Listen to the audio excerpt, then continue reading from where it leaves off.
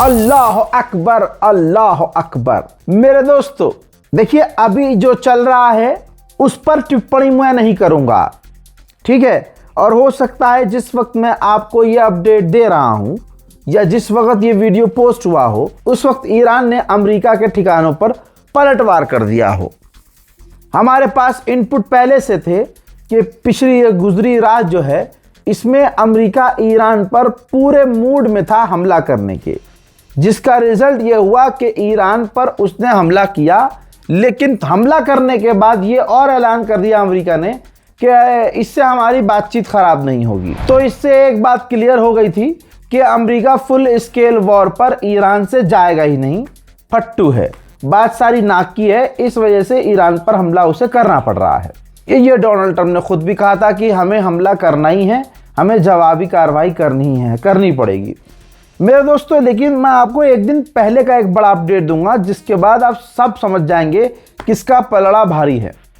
जब इजराइल और ईरान के बीच खतरनाक जंग चल रही थी और दोनों तरफ से हमले हो रहे थे और इजराइल पर ईरान ने इस तरह से क्लस्टर बम मारे कि 60 से ज़्यादा यहूदी घायल हुए और कई क्रिटिकल कंडीशन में चले गए। मेरे दोस्तों तबाही इजराइल में मची और इजराइल और अमेरिका को एहसास हो गया कि ईरान के लॉन्चर्स अभी बाकी हैं, हमने जो झूठ बोला था वो पकड़ा गया। तो आपको पता है अमेरिका ने अबू धाबी से पहले ईरान से बात की, ईरान ने पैसे की डिमांड की थी, भैया हमारे पैसे करो रिलीज। तो पता है उसी वक्त जिस वक्त ईरान इजराइल को बजा रहा था, उसी वक्त जब सारा एयर स्पेस बंद था, एक जहाज भी एयर स्पेस में नजर नहीं आ रहा था, उस वक्त अमेरिका ने $3 बिलियन, कितने, $3 बिलियन जहाज में अबू धाबी से भरवाए और कैश $3 बिलियन उसी वक्त जंग के दौरान ईरान के पास भेजे। ईरान गया भाई जहाज कैश लेकर जब सारा एयर स्पेस बंद था। और सिर्फ यही तक कहानी नहीं है भैया, इसके बाद अमेरिका ने ईरान से वादा किया कि इजराइल बैरूत पर, लेबनान पर हमले कम करेगा, घटाएगा हमले। तब जाकर ईरान राजी हुआ और ईरान ने ऐलान किया कि हम सीज फायर कर रहे हैं, हम हमले बंद कर रहे हैं। यानी ये है ईरान जिसको पैसा दिया गया अमेरिका के द्वारा, $3 बिलियन कैश दिया गया, कैश, कि हमले बंद कर दो इजराइल पर।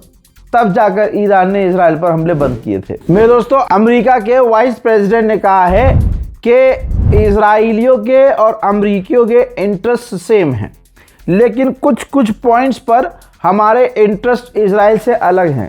यही वजह है कि अमेरिका इस वक्त, यानी हम इस वक्त ईरान से बातचीत कर रहे हैं और हमारी डील ईरान से जल्द होने वाली है। लीजिए ये सारे ड्रामे खुलते जा रहे हैं और कोई हराम का बच्चा मुझको ना कह दे भाई तुझे बड़ा सही बताया, मुसाद के साथ है क्या तुझे से क्या। ऐसे बहुत सारे गधेड़े यूट्यूबर मैंने देखे जिनके 50,000 भी फॉलोवर नहीं हैं, लेकिन क्योंकि अपने बाप को देख रहे हैं कि भैया बाप इनका सही खबर दे रहा है तो कंफ्यूज हैं कि यार इतनी पक्की खबर कैसे दे रहा है।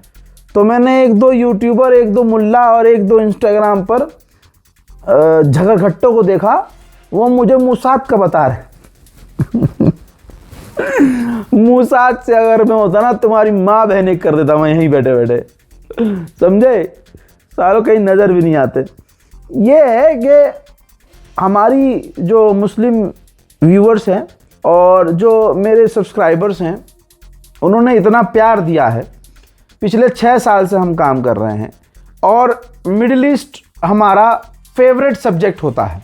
तो इतने पत्रकार हैं हमारे वहाँ पर, हर जगह मिडिल ईस्ट में अल्हम्दुलिल्लाह फ्रीलांसर पत्रकार हैं और इतने बढ़िया सोर्सेज हैं कि ये बेचारे कुछ सोच ही नहीं पाते। इनका दिमाग यहीं तक जाता है मूसाद से होगा, IRGC का रिश्तेदार होगा रज़ा। काश ऐसा होता, अगर मैं मूसाद से जुड़ा हुआ होता तो तुम्हारी माँ बहन में 10 सेकंड में कर देता। बहरहाल रज़ाग्राफ़ी का नाम चलता है, आप लोगों ने इतना प्यार दिया है, परवरदिगार आलम ने इतनी इज्जत दी है कि किसी का चैनल और किसी का मतलब इंस्टाग्राम अकाउंट नहीं चल रहा हो तो वो मेरे खिलाफ वीडियो बनाता है, तो वो एक वीडियो पे मिलियन में व्यूज़ आ जाते हैं। लेकिन यहाँ पर वो उल्टा फंस जाते हैं।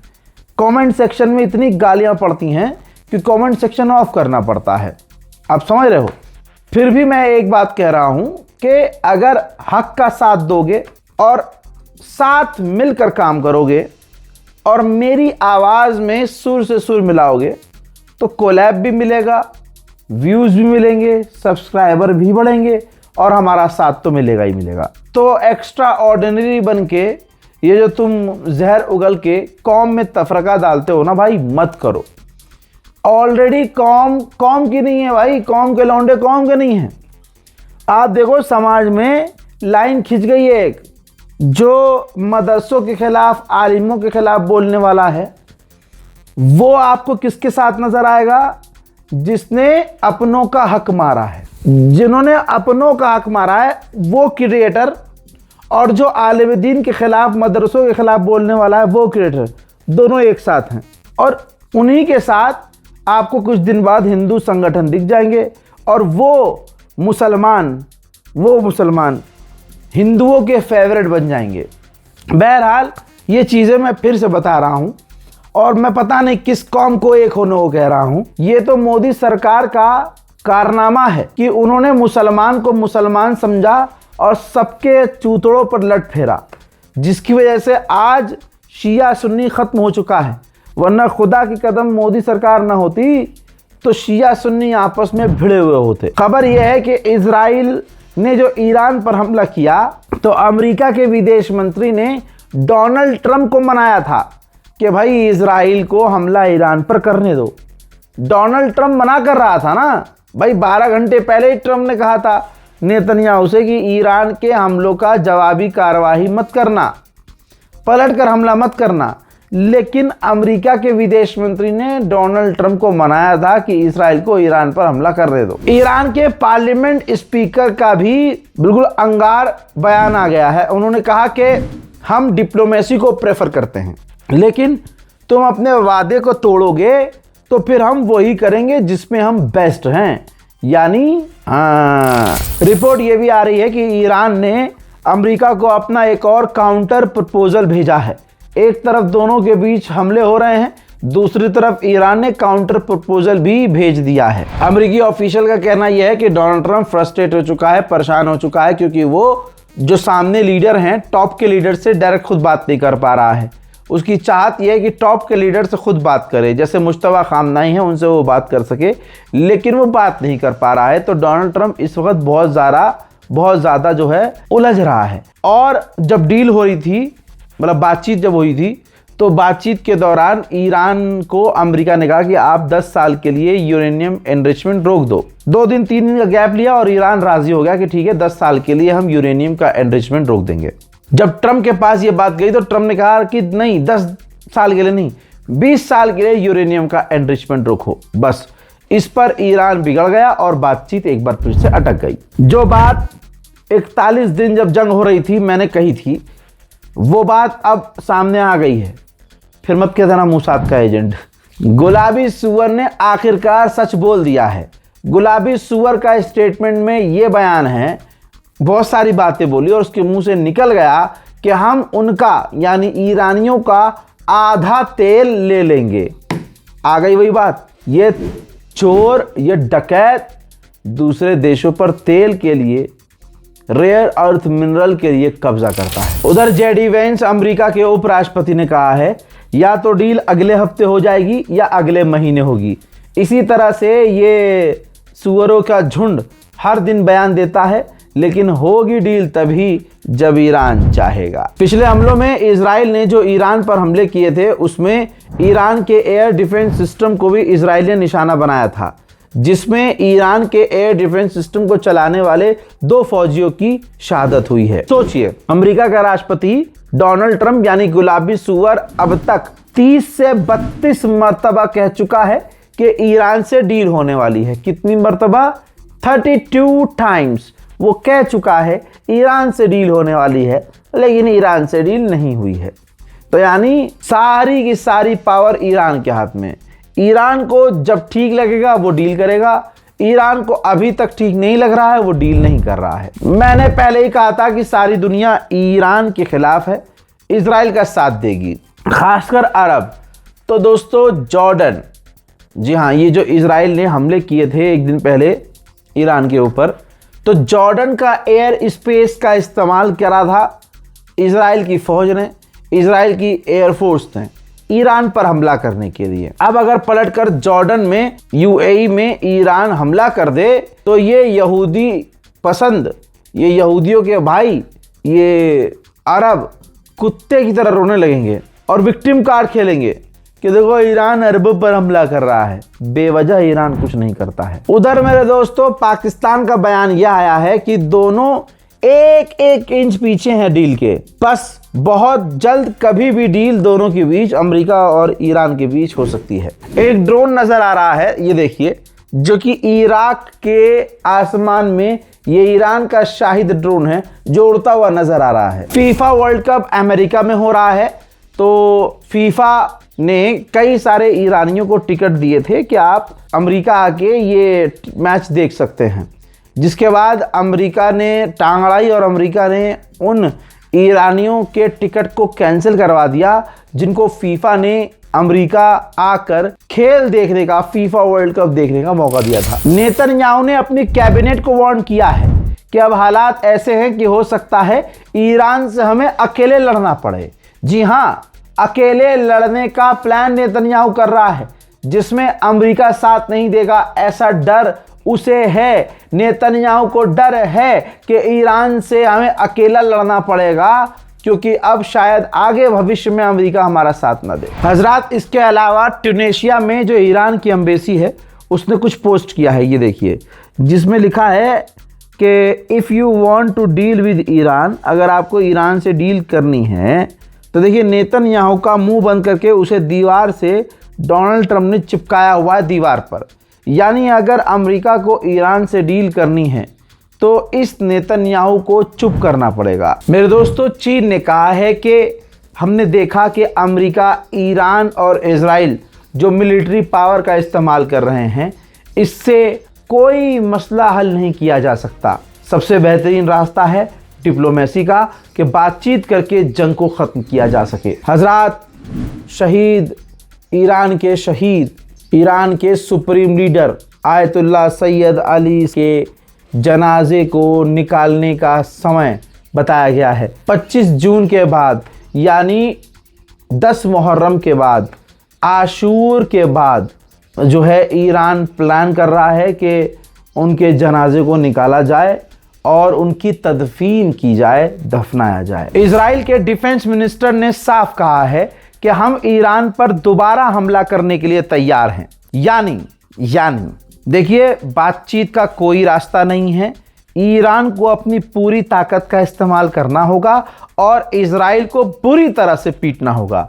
अमेरिका से ना भिड़े ईरान, ठीक है, कोई बात नहीं है, लेकिन कम से कम इजराइल को इतना पीटे।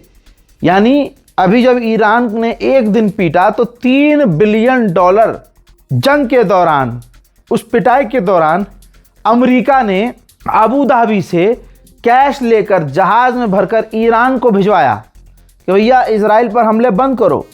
और इजराइल का डिफेंस मिनिस्टर कह रहा है कि हम दोबारा तैयार हैं ईरान पर हमला करने के लिए। तो आप समझ रहे हैं, कुत्ते की दुम है ये, इजराइल कुत्ते की दुम है। इसे पीटा जाएगा, सबक सिखाया जाएगा, ये हराम का जना बुरी तरह से पीटेगा, घायल होगा और फिर खड़ा होगा कि नहीं हम तो लड़ेंगे जी, हम तो लड़ेंगे। वहीं अमेरिकी ऑफिशियल ने कहा है कि ईरान राजी हो गया है 15 साल के लिए यूरेनियम एनरिचमेंट रोकने के लिए। इजराइल आदत से आतंकवादी है। इजराइल ने अमेरिका ने वादा किया था, अमेरिका ने साफ कहा था, ट्रंप ने साफ कहा था ईरान से कि इजराइल लेबनान पर हमले कम करेगा। लेकिन इजराइल अमेरिका की सुनता है क्या इन मामलों में? भाई, एक बार फिर से लेबनान पर इजराइल ने खौफनाक हमले किए हैं, बड़ी तबाही मची है और इजराइल के इस हमले में लेबनान में 11 लोगों की शहादत हो गई है। ईरान जिस काम को मना कर रहा है और इजराइल भी और अमेरिका भी इजराइल से कह रहा है कि हाँ लेबनान पर हमले मत करो और हमले कम कर दो, उल्टा कर रहा है इजराइल। ये है इजराइल और ये है डोनाल्ड ट्रंप की औकात।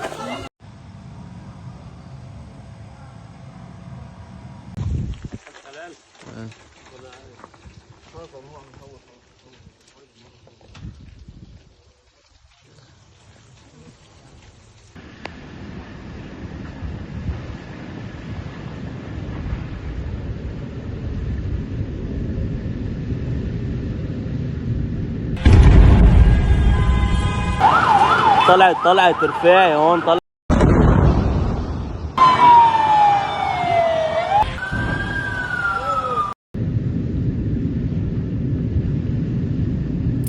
मैं आपको लेबनान दिखाऊं, लेबनान अभी भी, ये देखिए, ये लेबनान के गांव हैं, गांव। इजराइल लेबनान के गांव में बम लगाकर उड़ा रहा है।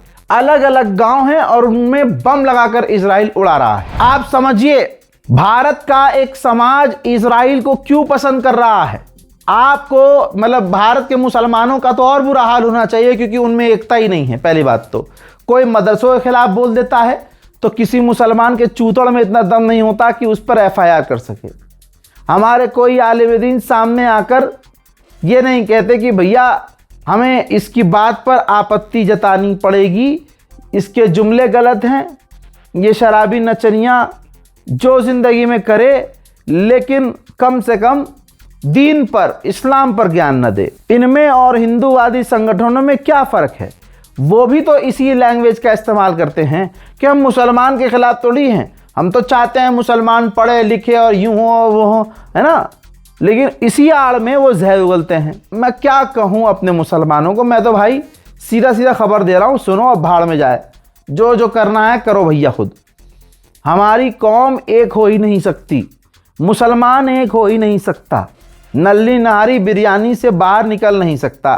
हमारी कौम, भाई कश्मीर में हूँ मैं, कश्मीर में अपनी आंखों से देख रहा हूँ कश्मीरी मुसलमान लड़कियाँ सिख के साथ, सरदार के साथ घूम रही हैं। उधर मुंबई, दिल्ली और बड़े बड़े शहरों में कश्मीर की ही लड़कियाँ, यहाँ कश्मीरियों और भाइयों ने मुझे बताया कि कश्मीर की लड़की कश्मीर का जैसे ही बॉर्डर क्रॉस करती है उसके पर बाहर आते हैं और वो भूल जाती है कि मैं कहाँ से हूँ। और ये बात मैंने अपनी आंखों से देखी है। मुंबई, लखनऊ भी, लखनऊ तो फिर भी बहुत दूर है, मुंबई और दिल्ली में ये ख़ास तौर से देखा है मैंने अपनी आंखों से कि कश्मीर की लड़की तौबा तौबा हिंदुओं के साथ और क्या काम नहीं कर रही वो, यहाँ पर आकर अस्सलाम वालेकुम अम्मी, और वहाँ ये इतनी सी पट्टी, इतना सा नीचे, समझ रहे हो, हाँ इतना सा टॉप, इतना सा नीचे जो है शॉर्ट्स पहना हुआ है। और भाई साहब कश्मीर की लड़कियां होती ही खूबसूरत हैं, सारी दुनिया की नज़र उन कश्मीरी लड़कियों पर टिकती है। एक शुगर डैडी वाला बंदा आता है, अंधा पैसा वाला, वो उन्हें ले जाएगा क्लब, वो उन्हें ले जाएगा यहाँ वहाँ, वो उन्हें ले जाएगा गोवा, और वो गोवा में जाकर इधर जाके अम्मी मेरे नौकरी पे जॉब है ना मेरी, तो मैं यहाँ आई हूँ, कश्मीरी लगे, मैं यहाँ आई हुई हूँ, मेरे जो बॉस हैं वो मुझे लेकर यहाँ आए हैं, ट्रिप पर नहीं हूँ, ऑफिशियल काम से हूँ। माँ बाप सीधे साधे 5 टाइम के नमाजी अल्लाह वाले, मासूम सीधे साधे, कश्मीर से बाहर निकले नहीं। बिटिया गोवा में अंकल के साथ मौज काट रही है।